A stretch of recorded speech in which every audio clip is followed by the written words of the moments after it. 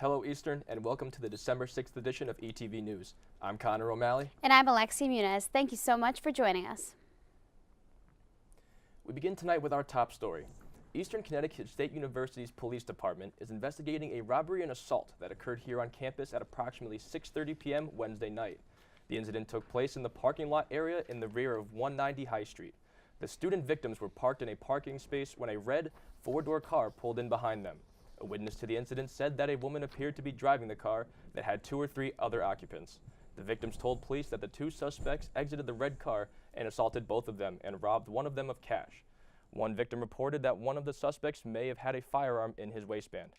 The red car then left the parking lot and proceeded down High Street towards Prospect Street. The victims refused medical attention at the scene.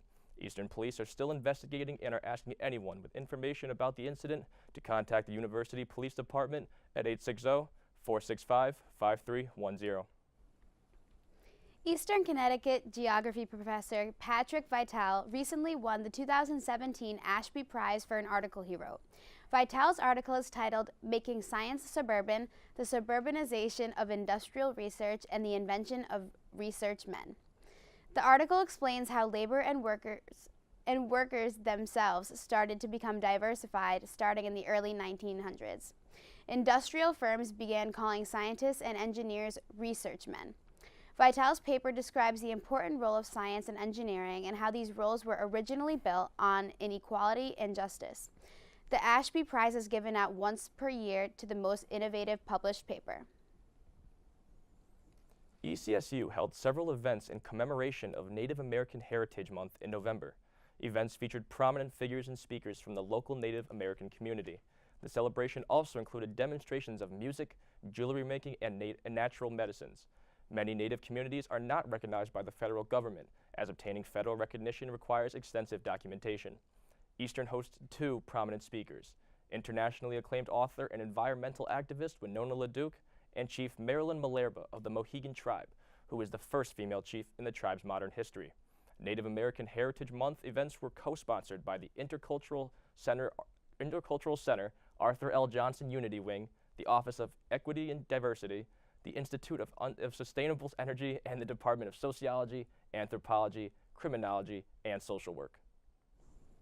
The music program at Eastern Connecticut State University will host 7 programs in early December to enrich the cultural life of campus and local community. Events will range from holiday concerts to family-friendly productions and will be held in the Fine Arts Instructional Center Concert Hall. Admission for all concerts are free and donations are gratefully accepted at the door. On December 7th at 7:30 p.m., faculty member Chris Howard and David Bellina will present an evening of favorites from the clarinet and piano repertoire as part of the faculty recital series. The evening will feature works by Johannes Brahms. With finals just a few days left in the semester, ETV News reporter Ryan Gable traveled over to the Student Center to check in with Eastern students to see how they are getting ready for final exams. Finals week is one of the most stressful times for college students. I'm here at the Student Center to see how everyone's preparing for their exams. I'm going to be going to the library and looking over my textbooks, but also going to my teachers to ask them the best ways to study.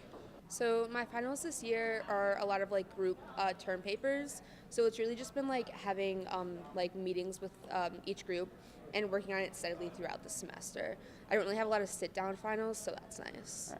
Well, being a junior now, it's something you do every year, and it's you're getting used to it. So it's just looking at textbooks and reading over notes and stuff that you take in lectures. So old quizzes and tests, papers, so articles, all the good stuff. Just wing it. No, I'm kidding. Make flashcards, study, go to the library, use your resources. I spend most of my nights studying until midnight, reviewing all of my notes, making flashcards and Quizlets. Just trying to get a lot of sleep, definitely trying to stay alive and try to do as much as I can to be alert and aware for finals. Maybe a lot of coffee, a lot of caffeine, a lot of Frappuccino, stuff like that. Students also offer advice on how to prepare for their final exams. I think the best thing that you can do to prepare for them is just manage your time effectively. And if you don't already, make a schedule and just stick to it. A lot of reading, whatever articles you got, just keep reading and reading and reading. So highlight, take notes, a lot of that stuff. Just make sure you have like a good schedule, like you know what you're doing. Don't get all too caught up, wait for stuff to be last minute. That's how like stuff gets to go awry and like just doesn't go too well, I guess. My advice to give people with the finals is just don't stress about it. Study hard, and focus on what you want to do. Not to get too stressed about it. You gotta give yourself some breaks to allow yourself to recuperate, but also to stay pretty focused on your work. With finals week just around the corner, make sure to study hard and get plenty of rest. For ETV News, I'm Ryan Gable. Eastern has many resources that can help students prepare for their final exams, including the Math Achievement Center and Writing Center. Both are located on the bottom floor of the library. Curious about where to park during a parking ban? Here's some information so you can avoid any unnecessary parking fines. From December 1st through March 31st, there's no overnight parking on the 4th floors of the parking garages. When the university declares a winter parking ban, parking will not be allowed on campus streets or open-air parking lots. Check the weather hotline for cancellations and parking bans at 860-465-4444 or refer to any email notifications or Eastern alert notifications. Throughout the fall semester, many students have reported issues pertaining to connecting to the wireless internet service in the residence halls. When issues are reported to residence hall staff, they are immediately conveyed to the Division of Information Technology Services. As a result of the concerns that have been communicated, a plan has been put in place that includes contracting a technology consultant. Additionally, more wireless access points will be installed in the residence halls to boost signal strength.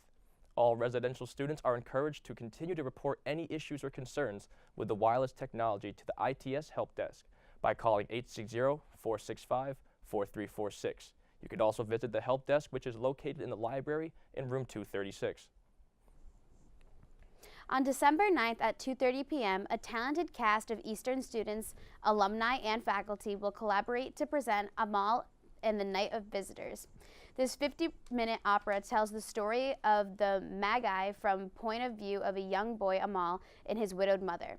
Eastern's fully staged and costume production of this holiday classic captures the childlike excitement and mystery of the season and is great for children and families. Donations of new and unwrapped toys and games will be accepted at the door and donated to a local toy drive. A group of history students from Eastern visited Gettysburg National Military Park on Veterans Day weekend. Students who enrolled in Professor Barbara Tucker's Civil War and Reconstruction course or Professor Thomas Balcerski's Antebellum America course went on the trip. The park is the site of the Civil War's Battle of Gettysburg, the event that inspired President Abraham Lincoln's Gettysburg Address. The group also paid tribute to various Connecticut regiments that fought in the battle by laying flowers at their respective monuments. They visited the Soldiers' National Cemetery, the site of Lincoln's Gettysburg Address, before returning to Eastern. The Hot Chocolate Run is an annual fundraiser to benefit Safe Passage, an organization dedicated to providing support for victims of domestic violence or relationship abuse. Kara Bergstrom Lynch, a sociology professor at Eastern, participated in a road race on December 2nd to honor the late Alyssa Wiley, who was an Eastern sophomore killed by her boyfriend in 2013. According to the National Coalition Against Domestic Violence, 1 in 4 women and 1 in 9 men experience severe intimate partner physical violence, sexual violence, and stalking. This year, Hot Chocolate's Run raised more than $628,000 for Safe Passage. For Eastern students who are seeking assistance of support, please contact Eastern's Sexual Assault and Interpersonal Violence Response Team. Additionally, the Connecticut Coalition Against Domestic Violence has a 24/7 telephone line at 888-774-2900. We're going to take a quick break, but when we come back, Megan Brooks will be here with this week's editorial. Stay with us.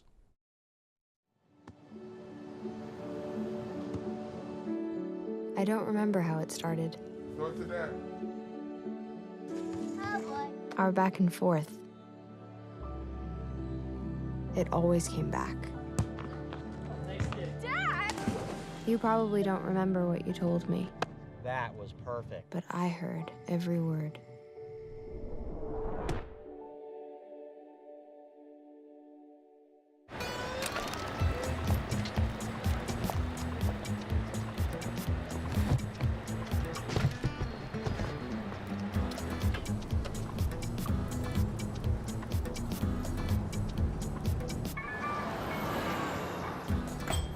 It's a short ride from your neighborhood to your naturehood. To find a neighborhood park or green space near you, visit discovertheforest.org. Patriotism. It inspires passionate debate, and it's worn like a badge of honor with good reason. Because it means love and devotion for one's country. But what really makes up this country of ours? It's the people. To love America is to love all Americans. This year, patriotism shouldn't just be about pride of country. It should be about love. Love beyond age, sexuality, disability, race, religion, and other labels. Because love has no labels. Hey, Bobo, do trees tell each other stories? I'm sorry. I'm afraid I don't know that. Hey, why don't we go find out? Listen. Do clouds take naps? I couldn't tell you. Dad, do stars visit their friends? Look!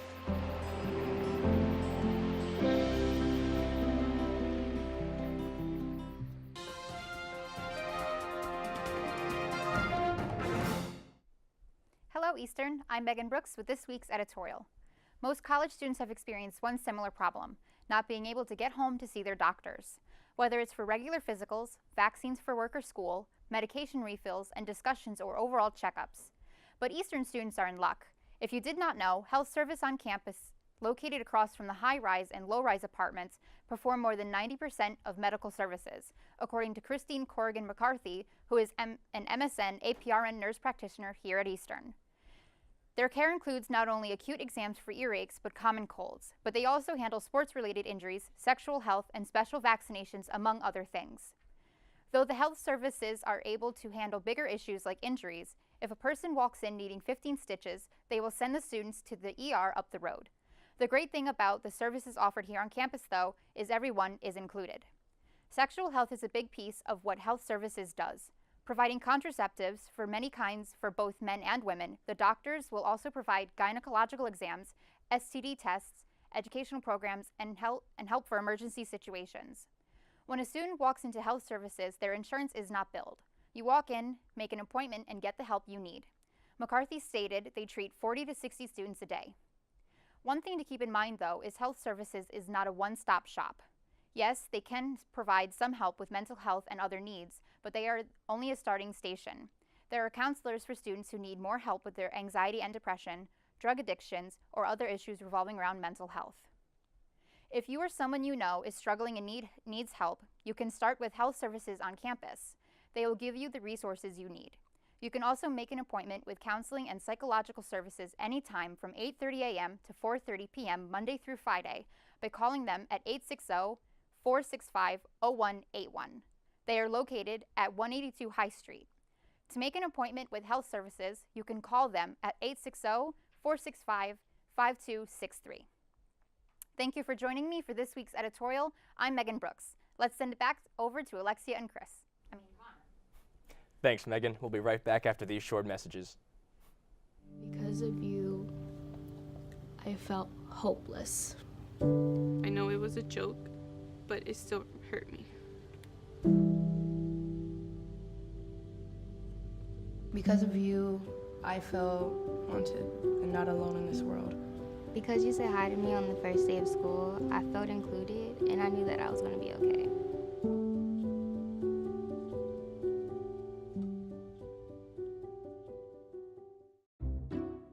I'll never forget the day our landlord called and said, "Read your lease. No pets allowed." My owner tells him my dog ate the lease, but that didn't work. And now I'm stuck in a shelter. But this pit bull is ready for a new crib. I'm loving, loyal, and play well with others. So don't be intimidated by all my muscles, because the biggest one I have is my heart. That's right, I said it.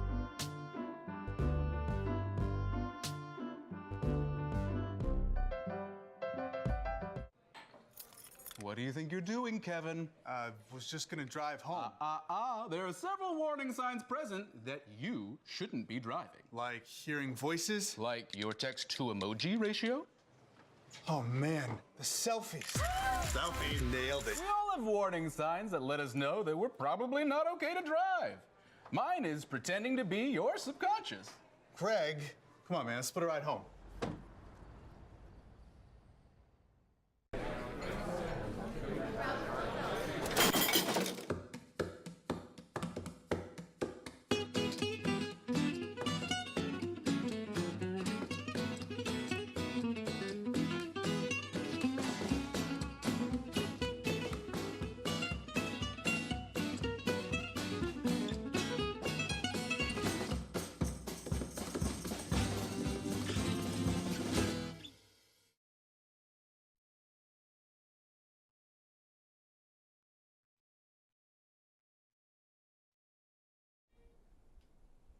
George H.W. Bush, the 41st President of the United States, has recently passed away. He was 94 years old. Bush grew up in Connecticut and is a graduate of Yale. Also a World War II veteran, he is considered by some to be the most qualified person to ever serve in the office. Serving as U.S. Ambassador to the United Nations, CIA Director, and Vice President under Ronald Reagan before being elected President in 1988. Vice President Mike Pence offered these words about the former Commander-in-Chief at a service in the Capitol in Washington, D.C. earlier this week. President George Herbert Walker Bush loved his family, and he served his country. His example will always inspire, and his lifetime of service will be enshrined in the hearts of the American people forever. Bush will always be remembered for his lifetime of service. He summarized his ambitions in a diary entry in 1989, 1 year after he had become president. He said in part, "I'm certainly not seen as visionary, but I hope I'm seen as steady and prudent and able." Many people came to pay their respects as President Bush lied in state in the Capitol Rotunda. But one moment in particular had a lasting impact. This is Sully, a 2-year-old golden lab. Sully was with President Bush for the last 6 months of his life. He joined the former president's side just a few weeks after First Lady Barbara Bush passed away. Their connection was instant, and Sully was there to help the president do anything from opening the doors to retrieving dropped items. Their bond is undeniable, and earlier this week, Sully got to pay his final respects to his previous owner. Sully will stay in Washington, D.C., and his new job is now to help soldiers recovering in Walter Reed Medical Center. George H.W. Bush was honored Wednesday morning at a state funeral in Washington. Hundreds of guests filled the National Cathedral to say goodbye for the final time to the 41st President of the United States. Guests included many dignitaries, among them President Trump and First Lady Melania Trump, Barack and Michelle Obama, the Clintons, and the Carters. President George W. Bush eulogized his father, calling him a patriot. Dad could relate to people from all walks of life. He was an empathetic man. He valued character over pedigree, and he was no cynic. He looked for the good in each person, and he usually found it. Dad taught us that public service is noble and necessary, that one can serve with integrity and hold true to the important values like faith and family. He strongly believed that it was important to give back to the community and country in which one lived. He recognized that serving others enriched the giver's soul. To us, his was the brightest of 1,000 points of light. John Meacham, presidential historian and author, spoke about President Bush's life, one that was dedicated to helping others.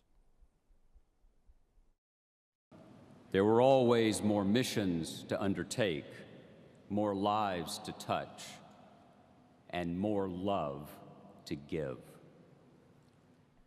And though he was a man who dedicated his life to serving his country, George H.W. Bush was remembered by his family simply as a loving husband, father, and grandfather. Following the service, Bush was laid to rest next to his wife and daughter in a private ceremony today at his presidential library in College Station, Texas. On Tuesday, CIA Director Gina Haspel briefed a group of senators on the death of Saudi Arabian journalist Jamal Khashoggi.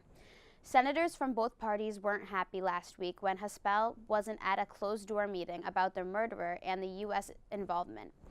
After her meeting with top senators, there was no doubt in Connecticut Senator Chris Murphy's mind what happened.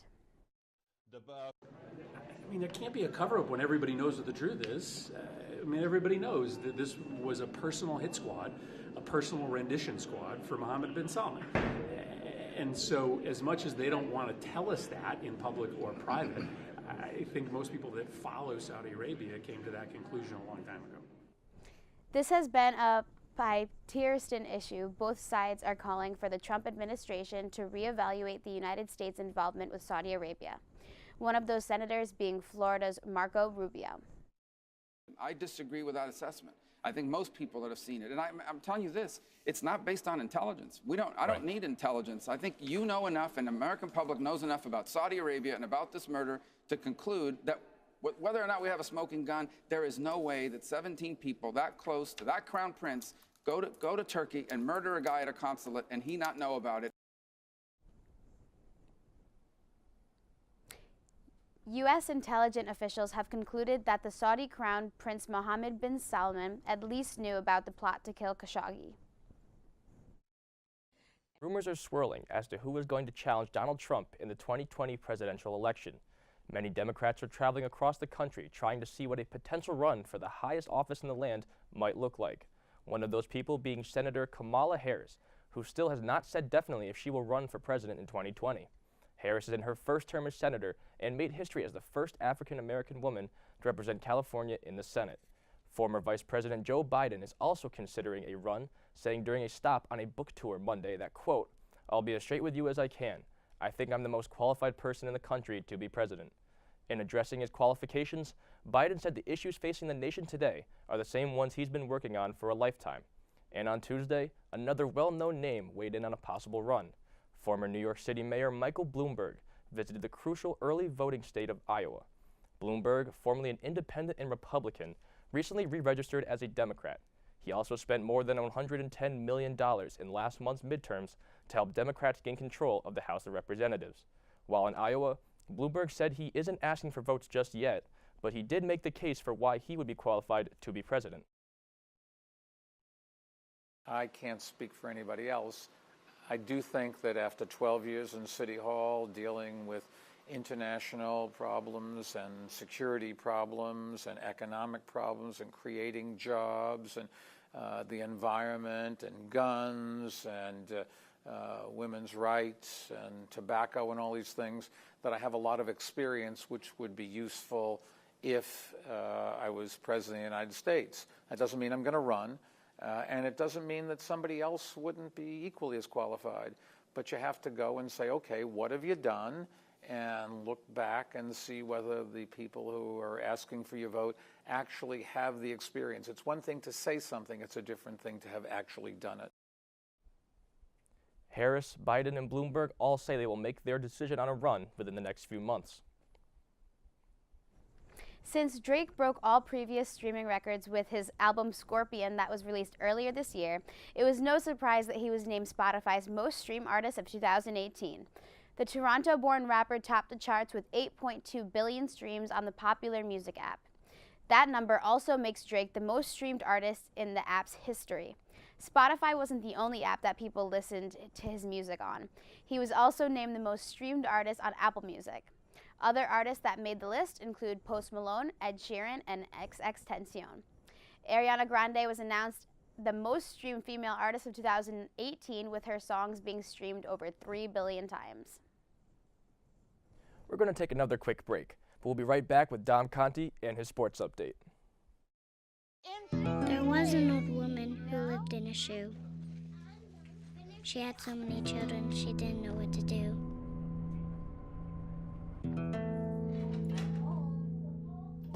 She gave them some broth without any bread and kissed them all soundly and put them to bed. Hunger is a story we can end. End it at feedingamerica.org. Hey, let's check out this park.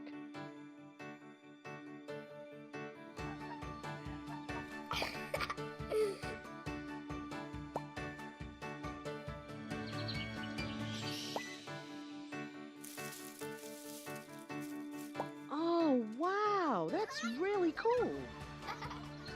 To find a great local park or forest near you, go to discovertheforest.org.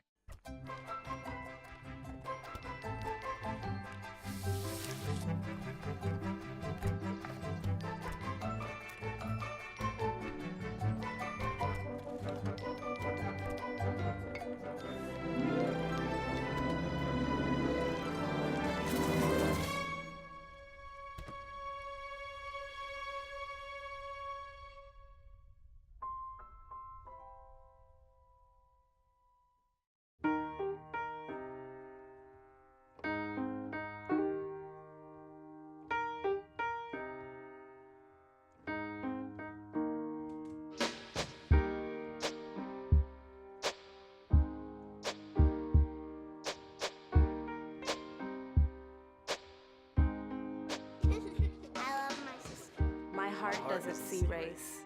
Love is love.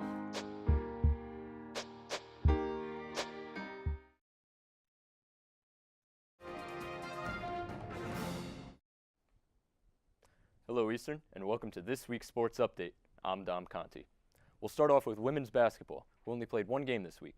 They hosted UMass Boston in their second conference game of the season, after winning their first one against Rhode Island College. UMass Boston, of course, is the reigning LEC conference champion and were ranked second in this year's preseason poll, behind rival UMass Dartmouth.